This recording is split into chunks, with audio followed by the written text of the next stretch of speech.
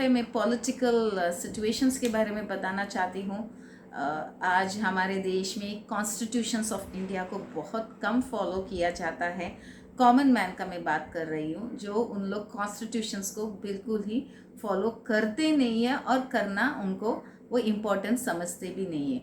आज हमारे देश में जो प्रॉब्लम्स है वो क्यों हो रहा है, इसका ब्लेम जो है हम जनरली हमारे नेशनल लीडर्स को या स्टेट लीडर्स को करते कि उन लोग परफॉर्म नहीं कर पा रहे हैं। But why they are unable to perform?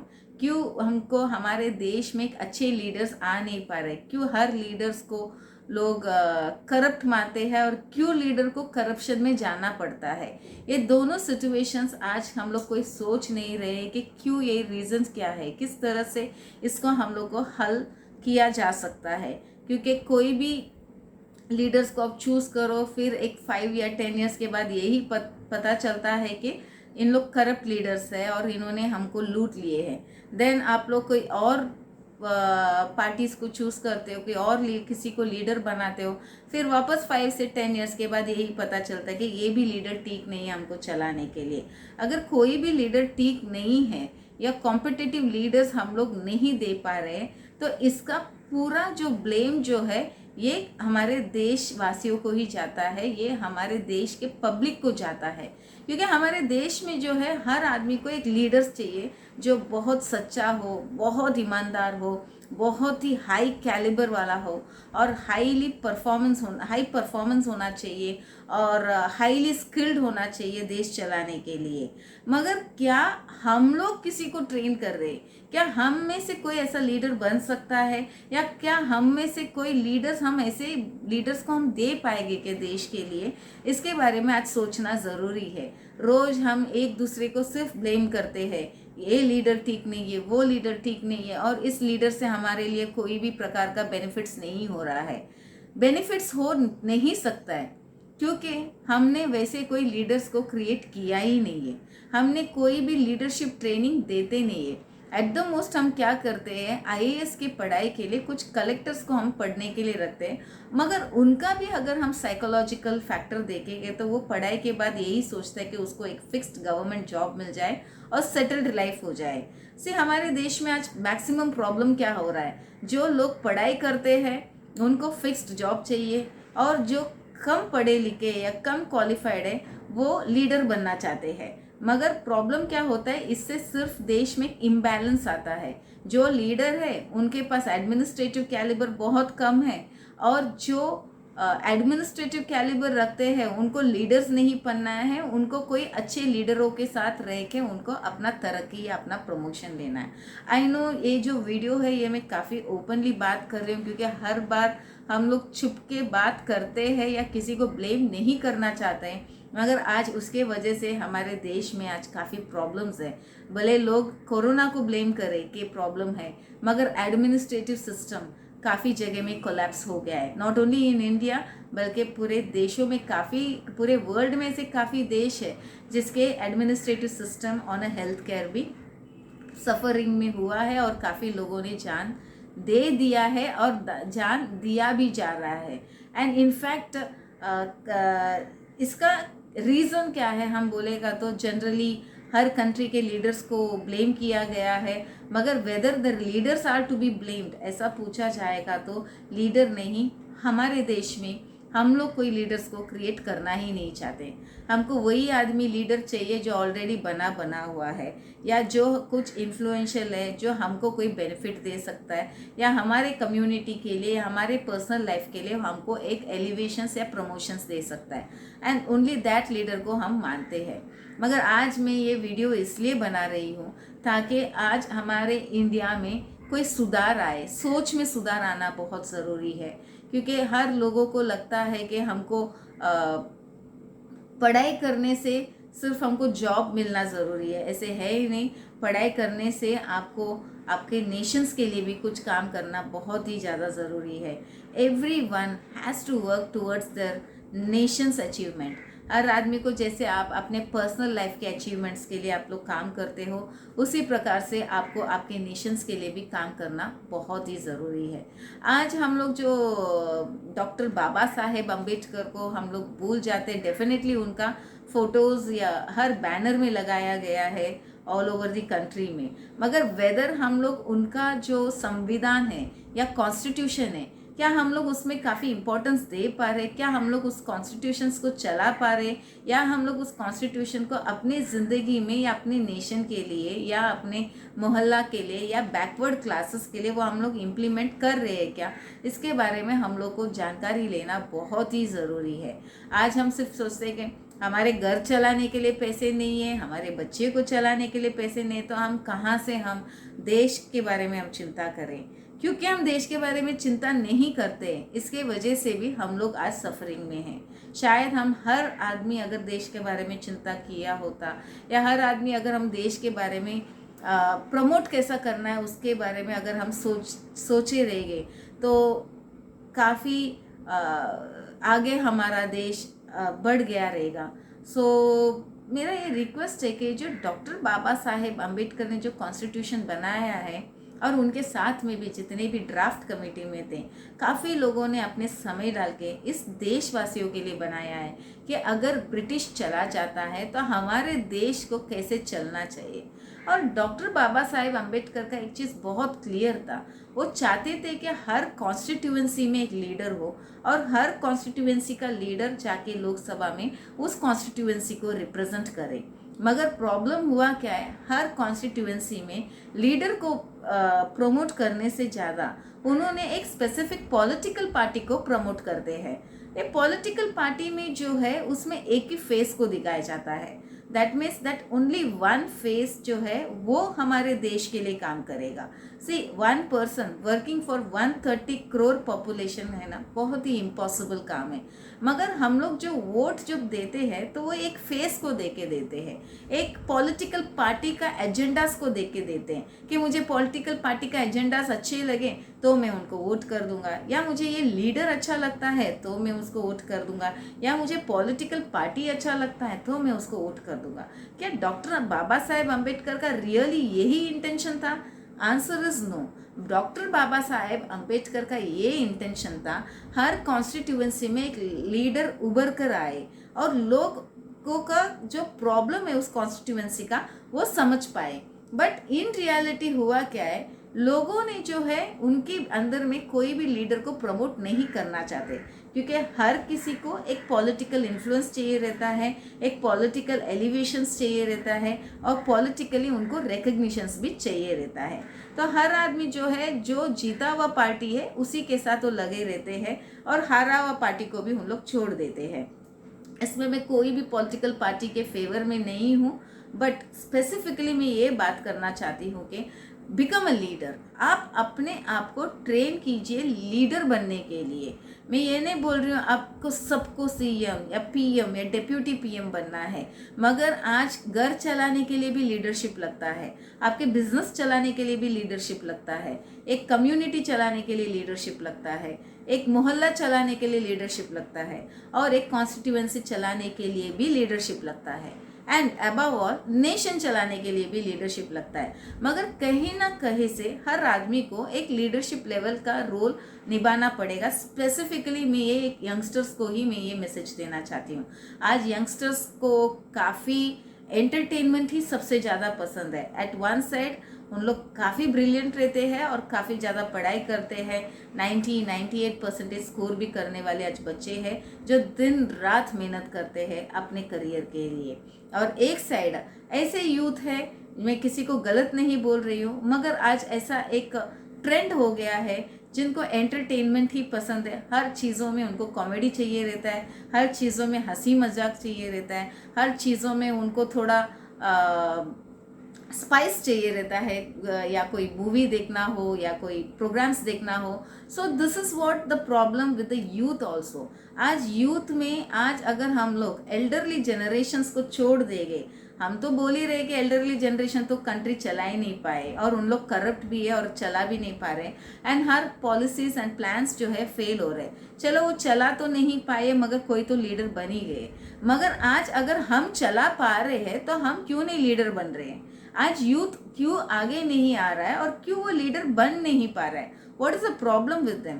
क्योंकि एक तरफ का जो क्राउड है सिर्फ एंटरटेनमेंट चाहता है, और एक तरफ का जो क्राउड है वो सिर्फ विजडम या नॉलेज या हाई इन इंफॉर्मेशन चाहता है। मगर दोनों का अगर हम लोग का जो गोल अचीवमेंट्स देखेंगे, तो जो ज़्यादा पढ़ाई करते ये क्राउड का एक ही गोल है कि वो करियर में आगे बढ़े या फॉरेन कंट्री में जाके सेटल हो जाए और अच्छे से पगार पाके वो अपने लाइफ सेटल करे। उनको ज़्यादातर इंडिया से कोई इंटरेस्ट रहता नहीं है। मैं ज़्यादातर यूथ का बात कर रही हूँ। I want to be very frank in this. और मगर मैं किसी को भी गलत भी नहीं बोलना चाहती हूँ, क्योंकि अपने देश में अगर उनका करियर के लिए उन लोग सेट नहीं कर पा रहे हैं, अगर उन लोग उनके करियर लॉस कर देते हैं, तो उनको उनके भी फैमिलीज में प्रॉब्लम हो सकता है। तो वन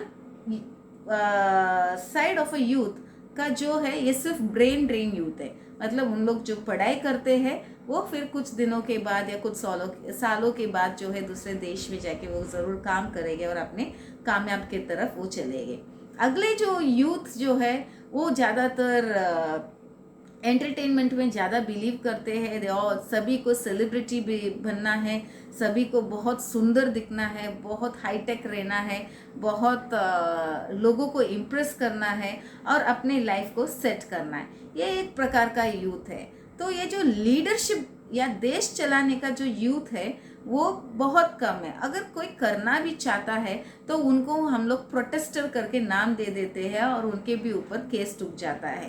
तो हमको देश का लीडरशिप भी चाहिए, देश को भी चलाने वाला चाहिए। एट द सेम टाइम हमको कोई ऐसा आदमी चाहिए जो लोगों को प्यार से भी संभाल के लेके चले, उनके इमोशंस को भी वो लेके चले।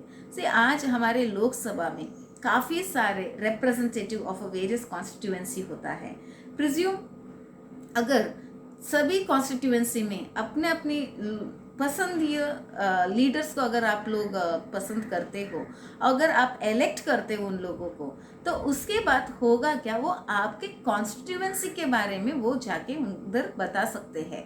आज प्रॉब्लम क्या हो रहा है, एक पॉलिटिकल पार्टी को हम लोग सपोर्ट करते हैं, पॉलिटिकल पार्टी के बैनर के अंदर घुसते हैं, और हमारा जो टैलेंट जो है वो with in a political party के एजेंडास एंड फ्रेमवर्क में हो जाता है। एंड ऑफ कोर्स अगर कोई इंडिपेंडेंट ट्राई भी करता है तो उनको सक्सेस मिलता ही नहीं है, और उनको सक्सेस होने के लिए बहुत प्रॉब्लम्स होता है।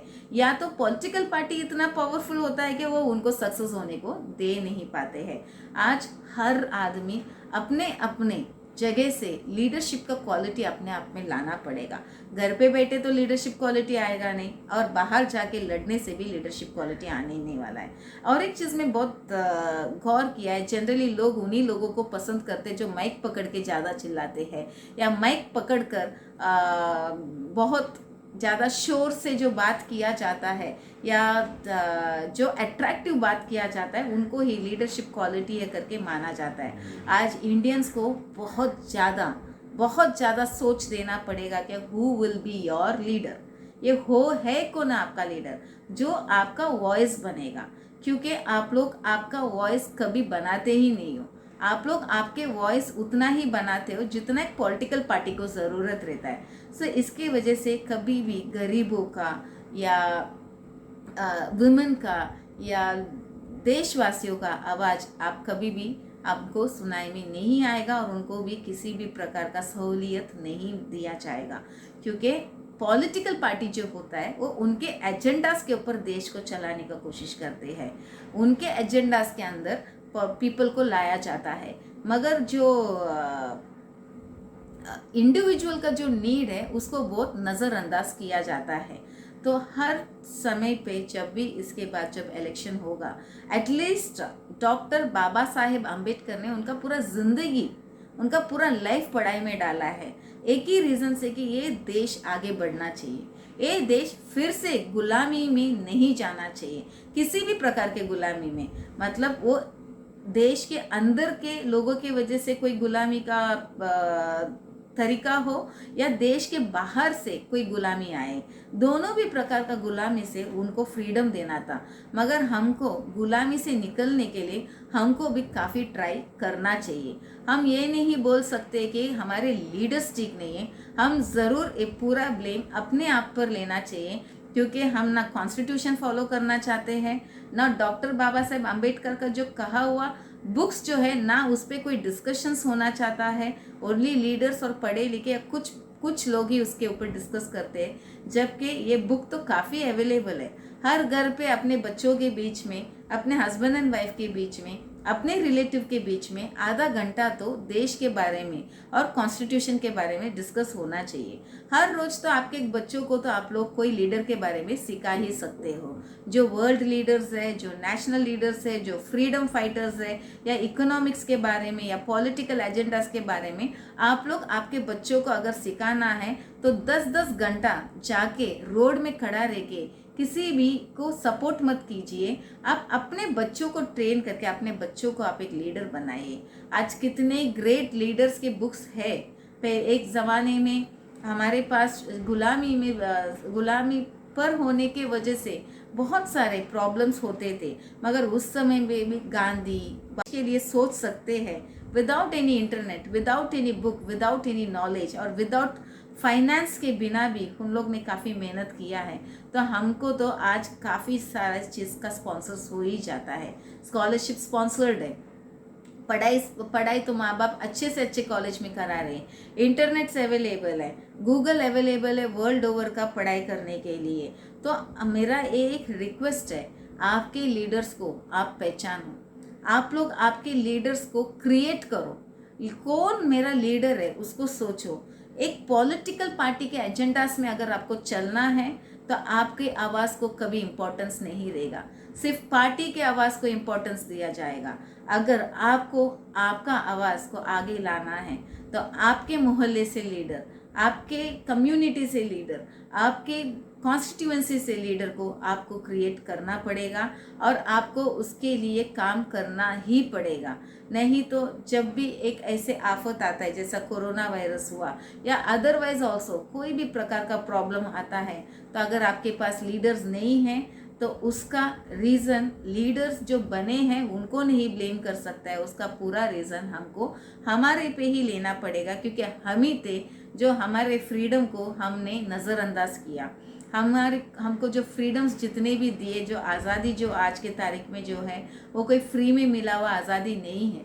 लोगों ने काफ़ी उम्मीद लेकर हमको आज़ादी दिलाया है कि हमारे देशवासियों को गुलामी से बाहर लाओ, उनको ब्रिटिशों के हाथ से बाहर लाओ, उनको फ्रीडम से जीने दो। मगर ये फ्रीडम मिलने के बाद फिर से अगर हमको गुलामी में जाना है, देन इसका रिस्पॉन्सिबिलिटी जो है वो हमको ही लेना पड़ेगा और इसका आंसरेबिलिटी भी हमको ही लेना पड़ेगा। सो आई होप कि आप लोग कॉन्स्टिट्यूशंस फिर से उठाए, फिर से बाबा साहेब अम्बेडकर का जो बाइबल ऑफ इंडिया जो है, कॉन्स्टिट्यूशन ऑफ इंडिया, उसको पढ़ो और आगे उसके थ्रू अपने देश पे सुधार लाने का कोशिश करो। पॉलिटिकल पार्टी नहीं, इंडिविजुअल पे ज़्यादातर आप ध्यान दो। एंड आई होप यह वीडियो आपको काफ़ी इन्फॉर्मेटिव रहा रहेगा।